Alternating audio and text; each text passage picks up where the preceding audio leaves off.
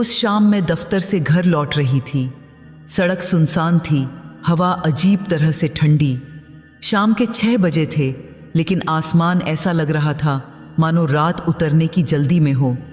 मैं अपने रास्ते पर तेज तेज कदमों से चली जा रही थी जब अचानक मेरी नज़र एक पेड़ की सूखी डाल पर बंधे काले धागे पर पड़ी। यह कोई साधारण धागा नहीं था, मोटा, काला और उस पर कई गांठें लगी हुई थीं। धागा हवा में हल्का हल्का कांप रहा था, जैसे मुझे बुला रहा हो। मैं रुक गई। मुझे नहीं रुकना चाहिए था, पर मेरे पैर जैसे जम गए। वह पेड़ सड़क के किनारे अकेला खड़ा था। उसकी छाया लंबी और टेढ़ी मेढ़ी थी। मैंने सोचा, कोई टोटका होगा, शायद किसी ने कोई मन्नत मांगी हो। हमारे यहाँ लोग ऐसे ही धागे बांधते हैं। लाल धागा मैंने देखा था, हरा भी देखा था, पर काला, वह भी इतनी सारी गांठों के साथ। पता नहीं क्यों मेरा हाथ अपने आप आगे बढ़ गया। मेरे दिमाग में एक आवाज़ कह रही थी, मत छू, आगे बढ़ जा। लेकिन मेरे हाथ ने सुना नहीं। जैसे किसी और की कठपुतली बन गई थी मैं। जैसे ही मैंने धागे को छुआ, उंगलियों में एक अजीब सी सिहरन दौड़ गई। ठंडक नहीं थी वह, बल्कि एक चुभन थी, जैसे किसी ने हजारों छोटी छोटी सुइयां एक साथ चुभो दी हों। मैंने अपना हाथ खींचना चाहा, पर धागा मेरी उंगलियों में लिपट गया और बिना सोचे मैंने गांठ खोल दी। पहली गांठ खुली तो एक सरसराहट हुई, दूसरी खुली तो हवा तेज हो गई, तीसरी खुली तो मुझे लगा जैसे कोई मेरी गर्दन के पास खड़ा हो। मैंने तेजी से पीछे मुड़कर देखा, कोई नहीं था, बस सड़क, पेड़ और दूर तक फैला सन्नाटा। मैंने फिर से धागे की तरफ देखा। अब वह बिल्कुल सीधा लटक रहा था, हवा में भी नहीं हिल रहा था। सारी गांठें खुल चुकी थीं। धागा अब एक सीधी लकीर की तरह लटक रहा था, जैसे किसी की लंबी काली उंगली मेरी तरफ इशारा कर रही हो। उसी क्षण मेरे कान के पास किसी की धीमी सांस गूंजी। मैं चीखी नहीं, बस एकदम से पीछे हटी। मेरा दिल इतनी तेजी से धड़क रहा था कि सीने में दर्द होने लगा। मैंने चारों तरफ देखा, कोई नहीं था। सड़क पर एक भी इंसान नहीं, एक भी गाड़ी नहीं, बस मैं, वह पेड़ और वह काला धागा। मैंने भागना शुरू किया। मेरे पैर अपने आप तेज होते गए। मैं पीछे मुड़कर नहीं देखना चाहती थी, पर देख लिया। वह धागा अब भी वैसे ही लटक रहा था, पर मुझे लगा जैसे वह मुझे देख रहा हो। घर पहुंचने में मुझे 10 मिनट लगे, पर वह 10 मिनट 10 घंटों जैसे लगे। हर कदम पर मुझे लग रहा था कि कोई मेरे पीछे है। मैं सड़क के बीचों बीच चल रही थी, क्योंकि अंधेरे कोनों से डर लग रहा था। जब मैं अपनी गली में मुड़ी तो थोड़ा चैन आया। यहाँ कुछ लोग थे, दुकानें खुली थीं, रोशनी थी, पर वह एहसास अब भी था, जैसे कोई मेरे कंधे के पीछे चल रहा हो। मैंने 2-3 बार पीछे मुड़कर देखा, पर हर बार सिर्फ सामान्य लोग दिखे, अपने काम में लगे हुए। मैं अपने घर के गेट तक पहुंची। चाबी निकालने में मेरे हाथ कांप रहे थे। आखिरकार ताला खोला और अंदर घुस गई। दरवाज़ा बंद करते ही मैंने चैन की सांस ली, पर राहत कुछ देर ही रही। जब मैं अपने कमरे में गई और लाइट जलाई तो मुझे अपनी हथेली पर कुछ दिखा। वहाँ एक काली लकीर थी, जैसे किसी ने काले पेन से खींच दी हो। मैंने उसे रगड़ा, पर वह नहीं गई। पानी से धोया, साबुन लगाया, पर वह लकीर वहीं की वहीं रही। और तभी मुझे याद आया, जब मैंने धागा पकड़ा था तो वह मेरी उंगलियों में लिपट गया था। शायद यह उसी का निशान है। मैंने सोचा कि कल तक ठीक हो जाएगा। मैं बहुत थक गई थी, इसलिए खाना बनाने का मन नहीं किया। बस 1 कप चाय बनाई और बिस्तर पर लेट गई। लेकिन नींद नहीं आ रही थी। बार बार वही दृश्य दिमाग में आ रहा था, वह धागा, वह हवा और वह सांस।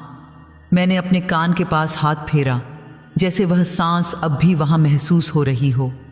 मैंने खुद को समझाया, बस एक संयोग था, हवा का झोंका था, कुछ नहीं हुआ। पर मेरा दिल मानने को तैयार नहीं था। रात के 11 बजे मैं अब भी जाग रही थी। मैंने फ़ोन उठाया और अपनी सहेली रिया को कॉल किया। उसने पहली रिंग पर ही उठा लिया। क्या हुआ? इतनी रात को फ़ोन? उसने पूछा। मैं कुछ बोलने वाली थी पर रुक गई। मैं उसे क्या बताती कि मैंने एक धागा छुआ और अब मुझे अजीब लग रहा है। वह हंसती। कुछ नहीं, बस यूं ही, मैंने कहा। सो नहीं आ रही थी? तू ठीक तो है ना? उसने पूछा। आवाज़ कांप रही है। हाँ हाँ बिल्कुल ठीक हूँ, तू सो जा, कल बात करते हैं। मैंने फ़ोन काट दिया। अब कमरे में सिर्फ छत के पंखे की आवाज़ थी, धीमी, एक जैसी। पर उसी आवाज़ के बीच मुझे कुछ और सुनाई दिया, एक हल्की सी खरोंच, जैसे कोई दीवार पर नाखून घिसा रहा हो। मैं उठकर बैठ गई। आवाज़ खिड़की की तरफ से आ रही थी। मेरा कमरा तीसरी मंजिल पर है। खिड़की के बाहर सिर्फ आसमान है। वहाँ कोई कैसे हो सकता है? फिर भी मैंने हिम्मत जुटाई और धीरे से खिड़की के पास गई। पर्दा हटाकर बाहर झांका। कुछ नहीं था, बस रात का अंधेरा और दूर की कुछ बत्तियाँ। मैंने राहत की सांस ली और पर्दा वापस लगा दिया। शायद बिल्ली होगी या कोई पक्षी। लेकिन जब मैं पलटी तो मेरी नज़र दरवाजे के नीचे की दरार पर पड़ी। वहाँ से एक काली परछाई अंदर आ रही थी, धीरे धीरे रेंगते हुए, जैसे कोई सांप फर्श पर रेंग रहा हो। मेरी सांसें रुक गईं। मैं हिल नहीं पा रही थी। वह परछाई करीब आती गई और फिर रुक गई, बिल्कुल मेरे पैरों के पास। फिर अचानक वह गायब हो गई, जैसे कभी थी ही नहीं। मैंने तुरंत लाइट जलाई। पूरा कमरा रोशनी से भर गया। कोई नहीं था, कहीं कोई परछाई नहीं थी। मैं उस रात सो नहीं पाई। सारी रात लाइट जलाकर बिस्तर पर बैठी रही। हर आवाज़ पर चौंक जाती, हर हलचल से डर जाती। और मेरी हथेली पर वह काली लकीर, वह अब पहले से गहरी हो गई थी। सुबह होते ही मैंने तय किया कि मैं फिर से उस जगह जाऊंगी, उस पेड़ के पास। शायद वहाँ कोई जवाब मिले। शायद मैं उस धागे को वापस बांध दूं तो सब कुछ ठीक हो जाए। पर अभी सूरज उगा था, अभी रोशनी थी, अभी मुझे सुरक्षित लगा। पर मुझे नहीं पता था कि यह तो बस शुरुआत थी। अगली सुबह मैं देर से उठी। रात भर जागने की वजह से सिर भारी था और आंखों में जलन हो रही थी। मैंने घड़ी देखी, 9 बज चुके थे। दफ्तर जाने में देर हो रही थी, पर मेरा मन नहीं था। मैं बाथरूम गई और नल खोलकर मुंह धोया। ठंडे पानी की छींटें पड़ी तो थोड़ा होश आया।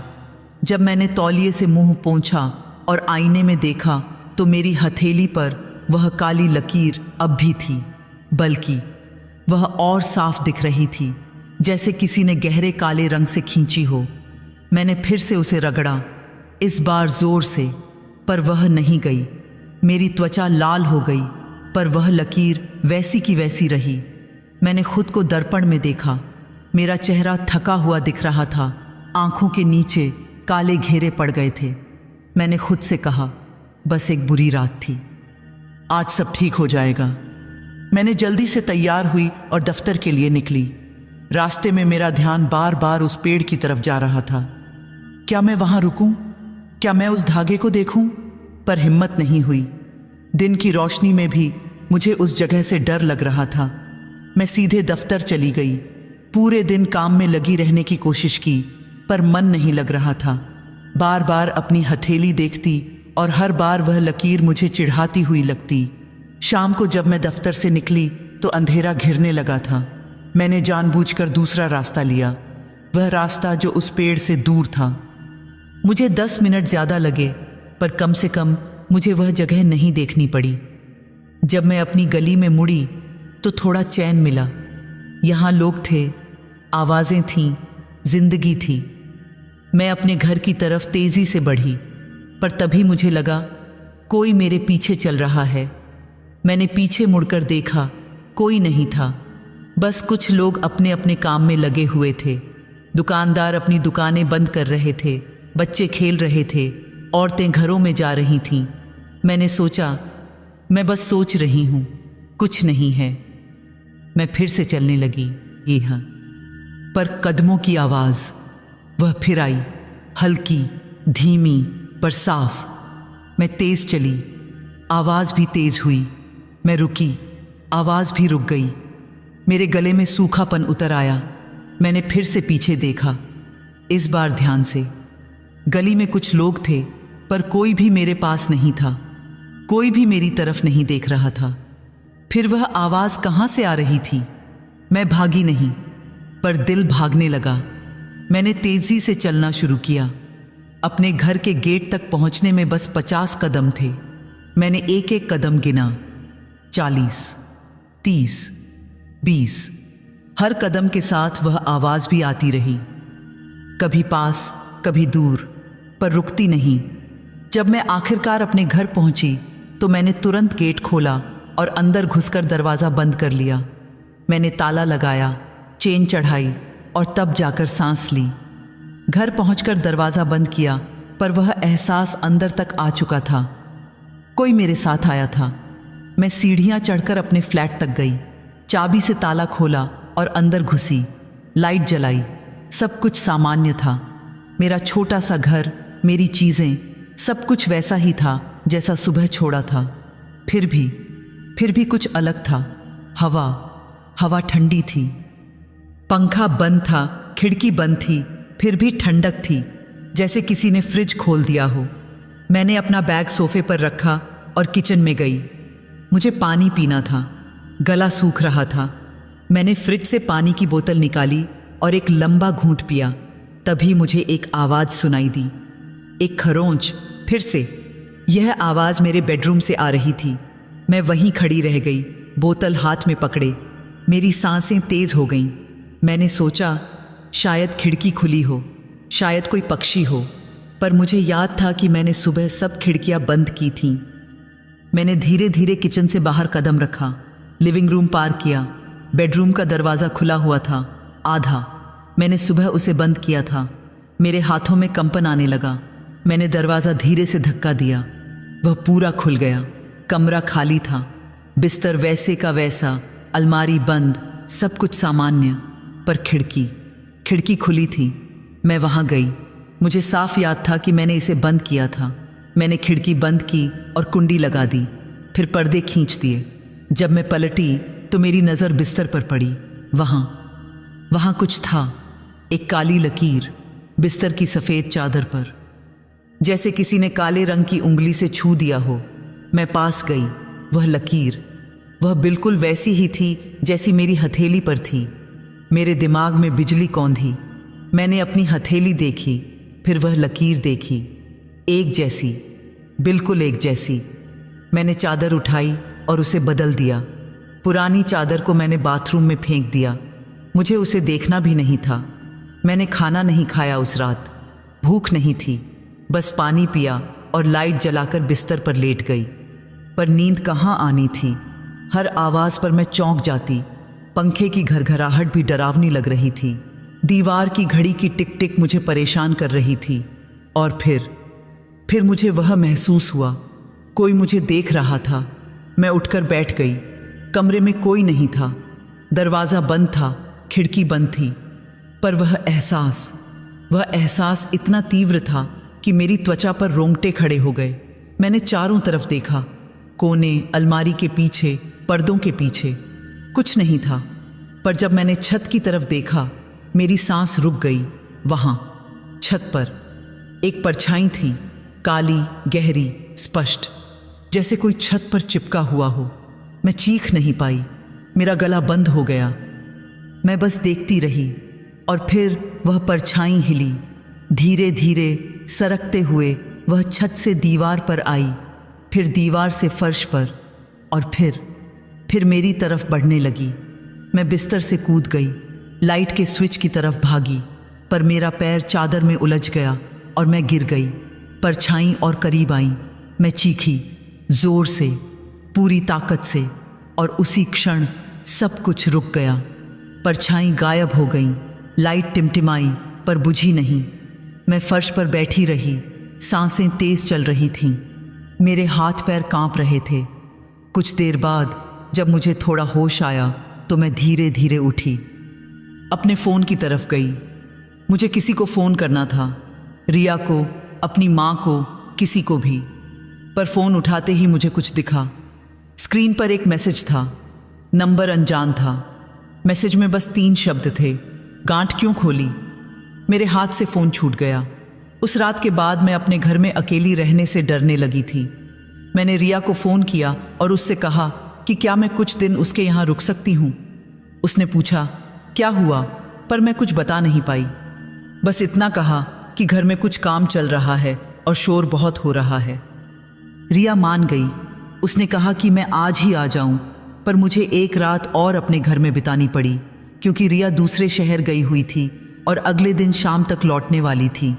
मैंने तय किया कि इस रात मैं सो नहीं होऊंगी, पूरी रात जागूंगी, लाइट जलाकर रखूंगी। मैं लिविंग रूम में बैठ गई, टीवी चालू कर दी।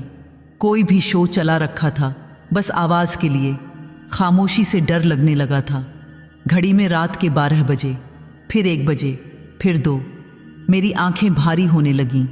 मैं खुद को जगाए रखने के लिए बार बार अपने गालों पर थपकियां मार रही थी, पर फिर भी मुझे नींद आ गई। जब आंख खुली तो रात के 3 बज रहे थे। टीवी बंद हो चुका था, लाइट भी बंद थी। मैं एकदम सीधी बैठ गई। अंधेरा था, पूरा घर अंधेरे में डूबा हुआ। मैंने स्विच की तरफ हाथ बढ़ाया, लाइट जलाने की कोशिश की, पर लाइट नहीं जली। बिजली गुल थी। मेरे पास फ़ोन था। मैंने फ्लैशलाइट चालू की, रोशनी फैली और उसी रोशनी में मुझे सामने की दीवार पर कुछ दिखा। वहाँ एक परछाई थी, मेरी परछाई। पर मैं फ़ोन सामने की तरफ पकड़े थी तो मेरी परछाई पीछे की दीवार पर बननी चाहिए थी, सामने नहीं। मैंने धीरे धीरे फ़ोन घुमाया, पीछे देखा, वहाँ कोई नहीं था। फिर सामने देखा, परछाई अब भी थी। वह मेरे जैसी खड़ी थी, पर उसका हाथ ऊपर उठा हुआ था, जैसे किसी को बुला रहा हो। मेरा हाथ नीचे था।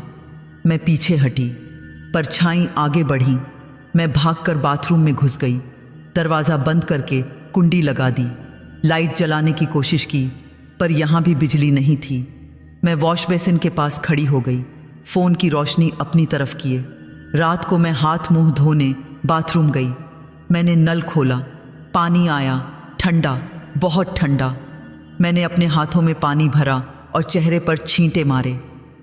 फिर धीरे धीरे ऊपर देखा, आईने में खुद को देखा और सांस अटक गई। मेरे पीछे कोई खड़ा था, एक आकृति, काली, अस्पष्ट, पर वहाँ थी। मैं पलटी, खाली कमरा। फिर आईने में देखा, वही परछाई, स्थिर, अडोल। उसकी आंखें नहीं थीं, सिर्फ एक धुंधला अंधेरा। मेरी सांसें तेज हो गईं। मैंने आईने से नज़र नहीं हटाई। वह आकृति बिल्कुल मेरे पीछे थी, इतनी पास कि अगर मैं एक कदम पीछे हटूं तो उससे टकरा जाऊं। मैंने फिर से पीछे मुड़कर देखा, कुछ नहीं था। आईने में देखा, वह अब भी थी, और इस बार वह और पास थी। जैसे हर बार मैं पीछे मुड़ती, वह एक कदम आगे बढ़ जाती। मैंने कांपते हाथों से आंखें बंद कर लीं। मैंने मन में एक प्रार्थना की जो बचपन में दादी सिखाती थीं। शब्द धीरे धीरे मेरे होंठों से निकले। कुछ देर बाद जब मैंने आंखें खोलीं तो आईने में सिर्फ मैं थी, कोई परछाई नहीं। पर मेरा चेहरा बदल गया था। मैं पहचान नहीं पा रही थी खुद को। आंखें धंसी हुई थीं, चेहरा पीला, होंठ सूखे, और मेरी हथेली पर वह काली लकीर। अब वह मेरी कलाई तक पहुंच गई थी। मैं बाथरूम से बाहर आई। अब बिजली आ चुकी थी। मैंने सारी लाइटें जला दी, टीवी चालू किया, म्यूजिक लगाया, कुछ भी जो खामोशी को तोड़ दे। सुबह होने में अब बस 2 घंटे बचे थे। मैं बस इंतज़ार कर रही थी। पर अब मुझे एक बात समझ आ गई थी, यह जो भी है, यह सिर्फ अंधेरे में नहीं आता, यह दर्पणों में भी है, परछाइयों में भी है, और यह मुझसे दूर नहीं जा रहा, बल्कि हर घड़ी करीब आ रहा है। अगले दिन मैं रिया के घर चली गई। अपने कपड़े, ज़रूरी सामान, सब कुछ एक बैग में भरा और निकल गई। घर से निकलते वक्त एक बार पीछे मुड़कर देखा। खिड़की में पर्दे हिल रहे थे, हालांकि हवा नहीं चल रही थी। रिया का घर शहर के दूसरे छोर पर था। वहां पहुंचने में मुझे 1 घंटा लगा। जब मैं पहुंची तो उसने दरवाज़ा खोला और मुझे देखते ही चौंक गई। अरे तू ठीक तो है? इतनी कमज़ोर क्यों लग रही है? उसने पूछा। मैंने झूठा मुस्कुराया। बस नींद पूरी नहीं हो पाई कुछ दिनों से। काम का प्रेशर? उसने पूछा। मैं अंदर आ गई, बैग रखा। हाँ, कुछ वैसा ही। रिया का घर छोटा था पर आरामदायक। 2 कमरे, एक रसोई, एक बाथरूम। उसने मुझे गेस्ट रूम दिखाया। तू यहाँ रह। कितने दिन रुकना है? कुछ दिन, जब तक घर का काम खत्म न हो जाए। रिया ने कुछ और नहीं पूछा। हम बचपन की दोस्त थीं। वह जानती थी कि जब मैं कुछ बताना चाहूँगी तो बताऊँगी। उस दिन शाम को हमने साथ में खाना बनाया। रिया बातें करती रही अपने ऑफिस की, अपनी ज़िंदगी की। मैं सुनती रही, बीच बीच में हाँ हूँ करती रही, पर मेरा ध्यान बार बार खिड़की की तरफ जा रहा था। बाहर अंधेरा हो चुका था। रात को खाना खाने के बाद हम लिविंग रूम में बैठे, कोई फिल्म लगाई। मैं देखने की कोशिश कर रही थी पर मेरा ध्यान नहीं लग रहा था। तभी रिया बोली, तू बार बार आईने में क्यों देख रही है? मैं चौंक गई। मैं नहीं देख रही। देख रही है। पिछले 10 मिनट से वॉल मिरर में तेरी नज़र बार बार जा रही है। मैंने आईने की तरफ देखा। वहाँ मैं और रिया दिख रहे थे, सोफे पर बैठे हुए। बस हम दो, कुछ नहीं, बस यूं ही, मैंने कहा। पर सच तो यह था कि अगले दिन से हर आईने में वह दिखने लगा। बाथरूम में सुबह जब मैं तैयार हो रही थी तो आईने में उसकी झलक दिखी, पल भर को, फिर गायब। दोपहर में ऑफिस में, वॉशरूम के आईने में। अब वह मेरे बिल्कुल पीछे खड़ा था। शाम को रिया के घर लौटते वक्त लिफ्ट के अंदर लगे आईने में इस बार उसका हाथ मेरे कंधे के पास था। हर बार मैं पलटती, कोई नहीं होता, पर आईने में वह था। और अब सिर्फ आईनों में ही नहीं, अलमारी की शीशे की साफ सतह में, खिड़की के कांच में, यहाँ तक कि मोबाइल के काले स्क्रीन में भी। धीरे धीरे वह करीब आने लगा, पहले दूर, फिर बिल्कुल मेरे कंधे के पास। अब उसकी आकृति और स्पष्ट होने लगी थी। एक स्त्री थी वह, लंबे बाल, काले कपड़े, पर चेहरा अब भी धुंधला था। एक रात मैं रिया के घर के बाथरूम में थी। मैं अपने दांत साफ कर रही थी। आईने में देखा तो वह मेरे बिल्कुल पीछे खड़ी थी, इतनी पास कि मुझे लगा उसकी सांस मेरी गर्दन को छू रही है। उसकी सांस अब मेरे कानों को छूती थी। मैंने टूथब्रश गिरा दिया, पानी से मुंह धोया बिना आईने में देखे। पर जब मैं बाहर निकली तो रिया सामने खड़ी थी। तू ठीक तो है ना? उसने पूछा। तू बहुत डरी हुई लग रही है। मैं कुछ बोलने वाली थी पर रुक गई। मैं उसे क्या बताती कि मुझे हर आईने में एक भूतनी दिख रही है? मैं ठीक हूँ, मैंने कहा। बस थोड़ा थक गई हूँ। रिया ने मुझे अजीब नज़रों से देखा पर कुछ नहीं कहा। उस रात मैं सो नहीं पाई। मैं गेस्ट रूम में बिस्तर पर लेटी रही, आंखें खुली रखीं। कमरे में आईना नहीं था, इसलिए थोड़ी राहत थी, पर खिड़की थी और खिड़की के कांच में मेरा प्रतिबिंब दिख रहा था। और उसमें वह भी थी। अब वह सिर्फ खड़ी नहीं थी, अब वह हिल रही थी, धीरे धीरे मेरी तरफ बढ़ रही थी। मैंने पर्दे खींच दिए पर मन नहीं माना। मैं उठी और बाथरूम गई, दरवाज़ा बंद किया, लाइट जलाई, आईने में देखा, वह वहाँ भी थी। अब वह बिल्कुल मेरे पीछे खड़ी थी। उसका हाथ मेरे कंधे पर था और हर रात एक फुसफुसाहट सुनाई देती। गांठ क्यों खोली? यह आवाज़ अब रोज़ आती थी, कभी रात को, कभी दिन में, कभी तेज़, कभी धीमी। गांठ क्यों खोली? गांठ क्यों खोली? गांठ क्यों खोली?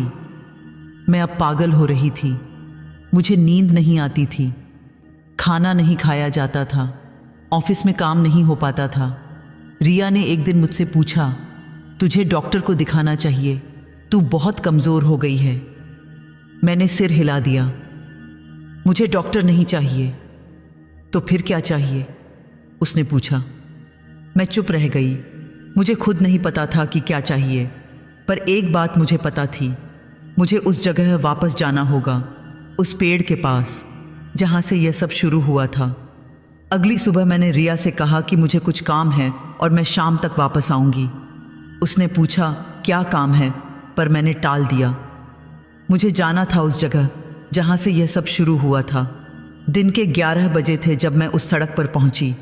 दिन की रोशनी में सब कुछ सामान्य लग रहा था। वह पेड़ भी वैसा ही खड़ा था, पर अब उस पर कोई धागा नहीं था। मैं पेड़ के पास गई, उसकी डाल को ध्यान से देखा। वहाँ कुछ निशान थे, जैसे किसी ने धागा बांधा हो, पर धागा नहीं था। मैं वहीं खड़ी रही, सोच रही कि अब क्या करूं। तभी मेरे कान में एक आवाज़ आई, क्या ढूंढ रही हो? मैं चौंक गई और पीछे मुड़ी। डर के मारे मैं उस जगह लौटी जहां धागा मिला था। वहां एक बूढ़ी औरत बैठी थी। वह पेड़ के नीचे एक पुराने कपड़े पर बैठी थी। उसके सामने कुछ धूप दीप के सामान रखे थे। उसकी आंखों में अजीब चमक थी। उसने मुझे देखते ही कहा, जो बांधा था उसे खोल दिया, अब जो छूटा है वो तुझे छोड़ेगा नहीं। मेरे पैरों तले जमीन खिसक गई। आपको कैसे पता? मैंने पूछा। बूढ़ी औरत हंसी, एक सूखी खुरदुरी हंसी। मुझे सब पता है, तू वही लड़की है ना जिसने पिछले हफ्ते काला धागा खोला था? मैं हिल नहीं पा रही थी। हाँ, मैंने धीरे से कहा। तूने बड़ी गलती कर दी, उसने कहा। वह धागा तेरे लिए नहीं था। किसके लिए था? मैंने पूछा। उसके लिए, बूढ़ी औरत ने पेड़ की तरफ इशारा किया, जिसे 50 साल पहले यहां बांधा गया था। उस धागे में 7 गांठें थीं, हर गांठ एक बंधन थी। तूने सारी गांठें खोल दी। मेरे मुंह से आवाज नहीं निकल रही थी।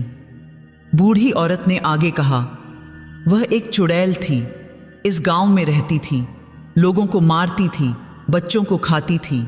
आखिरकार गांव वालों ने उसे पकड़ा और एक तांत्रिक को बुलाया। तांत्रिक ने उसे इस पेड़ से बांधा, उसकी आत्मा को काले धागे में कैद कर दिया। 7 गांठें लगाईं ताकि वह कभी न निकल पाए। मेरी सांसें तेज हो गईं। तो अब वह आज़ाद है, बूढ़ी औरत ने कहा, और वह तुझसे चिपक गई है क्योंकि तूने उसे आज़ाद किया। कैसे छुटकारा मिलेगा? मैंने पूछा। मेरी आवाज़ कांप रही थी। बूढ़ी औरत ने मुझे देखा। उसकी आंखें गहरी थीं, जैसे कुएं हों। अंतिम गांठ बांधनी होगी। कौन सी अंतिम गांठ? मैंने पूछा। वही जो तांत्रिक ने बांधी थी, आखिरी गांठ, जो सबसे महत्वपूर्ण थी, जो उसे हमेशा के लिए कैद कर देती।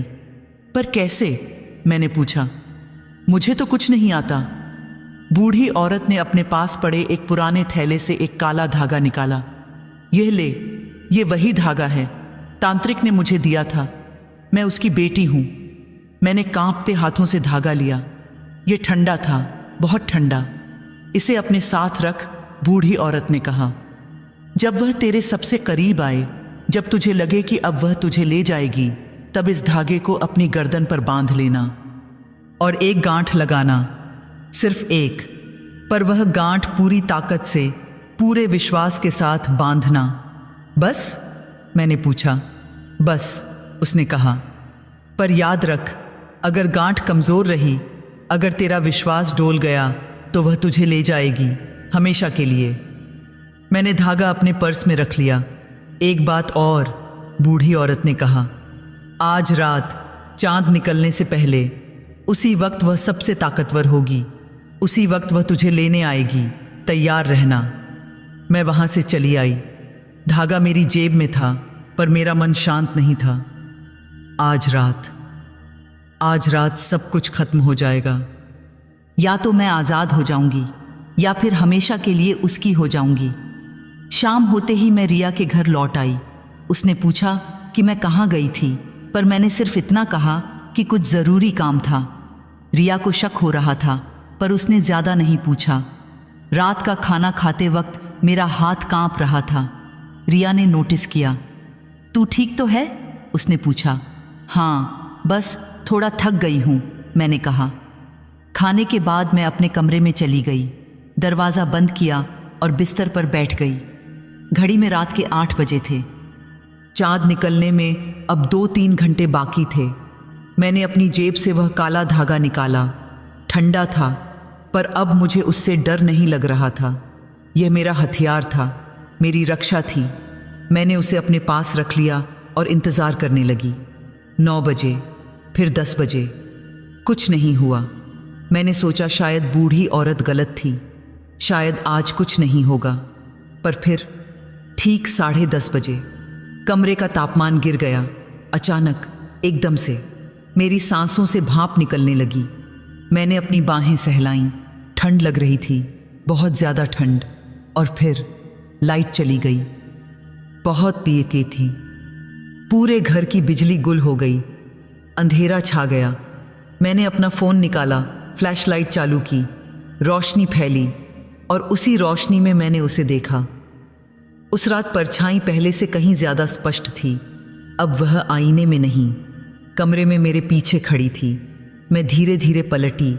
वहाँ वह थी, एक स्त्री, लंबे उलझे हुए बाल, काली साड़ी, पर चेहरा अब भी धुंधला था। सिर्फ 2 काली गड्ढे थे जहाँ आंखें होनी चाहिए थीं। और उसका मुंह खुला हुआ था, जैसे चीख रही हो, पर आवाज़ नहीं आ रही। मैंने महसूस किया उसकी ठंडी उंगलियां मेरी गर्दन के पास हैं। मैं पीछे हटी, पर मेरी पीठ दीवार से लग गई। कहीं जाने की जगह नहीं थी। वह और करीब आई। अब मैं उसकी सांस महसूस कर सकती थी। सड़ी हुई, बासी, मौत की गंध। हाथ कांप रहे थे, पर मैंने नया काला धागा उठाया। मेरे हाथ धागे की तरफ गए। मैंने उसे उठाया। वह देख रही थी। उसकी काली आंखों में गुस्सा था। जैसे ही गांठ बांधने लगी, कमरे में तेज हवा चलने लगी। खिड़की के शीशे खड़खड़ाने लगे, पर्दे फड़फड़ाने लगे, मेरे बाल उड़ने लगे। मैंने धागा अपनी गर्दन पर रखा, एक छोर पकड़ा, दूसरा छोर पकड़ा। फुसफुसाहट चीख में बदल गई। मत बांध, अब तू मेरी है। उसकी आवाज़ कानों को चीर रही थी। मेरा सिर फटने लगा, पर मैं रुकी नहीं। मैंने धागे के दोनों छोर पकड़े और गांठ बांधने लगी। वह मेरी तरफ झपटी। उसके हाथ मेरी गर्दन पर आए। उसकी पकड़ इतनी ठंडी थी कि मुझे लगा मेरी त्वचा जम जाएगी, पर मैंने गांठ बांध दी। एक मजबूत, तंग गांठ। उसी पल सब कुछ रुक गया। हवा थम गई, चीखें बंद हो गईं। उसके हाथ मेरी गर्दन से हट गए। मैंने आंखें बंद कर अंतिम गांठ कस दी। एक पल सन्नाटा। हवा थम गई, आवाज़ें शांत। मैंने धीरे धीरे आंखें खोलीं। कमरे में रोशनी थी, बिजली वापस आ गई थी, और वह नहीं थी। मैंने राहत की सांस ली। मेरी गर्दन पर धागा था, गांठ बंधी हुई। मैंने धागा खोला और अपने हाथ में लिया। यह अब गर्म था और हल्का भी। मैं खिड़की की तरफ गई। बाहर चांद निकल चुका था, पूर्णिमा का चांद। मैंने खिड़की खोली और उस धागे को बाहर फेंक दिया। हवा में वह एक पल लहराया, फिर नीचे गिर गया। मैं वापस बिस्तर पर आई और बैठ गई। शांति थी। पहली बार इतने दिनों में। कोई आवाज़ नहीं, कोई परछाई नहीं, कोई एहसास नहीं कि कोई देख रहा है। मैं ख़त्म हो गई थी। अगली सुबह जब मैं उठी तो धूप खिड़की से आ रही थी। मैंने अपने हाथ देखे। वह काली लकीर नहीं थी, साफ त्वचा, जैसे कभी कुछ था ही नहीं। मैं बाथरूम गई और आईने में देखा। मेरे पीछे कोई नहीं था, सिर्फ खाली दीवार। मैंने राहत की सांस ली। यह ख़त्म हो गया था। मैंने अपना चेहरा धोया, तैयार हुई और बाहर आई। रिया रसोई में नाश्ता बना रही थी। गुड मॉर्निंग, उसने खुश होकर कहा। तू आज तरोताज़ा लग रही है। हाँ, मैंने मुस्कुराते हुए कहा। आज अच्छी नींद आई। अच्छा है, उसने कहा। मुझे लग रहा था तू बीमार पड़ जाएगी। हमने साथ में नाश्ता किया। मुझे भूख लगी थी, पहली बार इतने दिनों में। दिन सामान्य रहा। मैं ऑफिस गई, काम किया, शाम को वापस आई। सब कुछ ठीक था। हफ्ता बीत गया। मैंने अपना घर वापस जाने का फैसला किया। रिया ने मना किया, अभी और रुक जा। पर मैंने कहा, नहीं, अब मैं ठीक हूँ, मुझे अपने घर जाना है। रिया मान गई। मैं अपने घर लौट आई। सब कुछ वैसा ही था जैसा मैंने छोड़ा था। मैंने सफाई की, खिड़कियां खोलीं, ताजी हवा आने दी। रात को मैं शांति से सोई। कोई बुरा सपना नहीं आया। दिन बीतते गए, हफ्ते बीतते गए, सब कुछ सामान्य हो गया। मैंने उस धागे के बारे में सोचना बंद कर दिया, उस पेड़ के बारे में, उस बूढ़ी औरत के बारे में, उस चुड़ैल के बारे में। यह सब एक बुरा सपना था, अब खत्म हो गया। 1 महीना बीत गया। एक शाम मैं घर लौट रही थी। थोड़ी देर हो गई थी, अंधेरा हो चुका था। जब मैं अपने कमरे में पहुंची तो मैंने लाइट जलाई। धीरे से आईने में देखा, मैं अकेली थी। पर जैसे ही मुस्कुराई, आईने में मेरी परछाई मुस्कुरा नहीं रही थी, वह स्थिर खड़ी थी और उसकी आंखें अब पूरी काली थीं। मेरी मुस्कुराहट गायब हो गई। मैंने अपनी हथेली देखी, वहाँ फिर से एक काली लकीर थी और इस बार यह पहले से ज़्यादा गहरी थी। कहीं दूर से, बहुत दूर से गांठ टूट गई।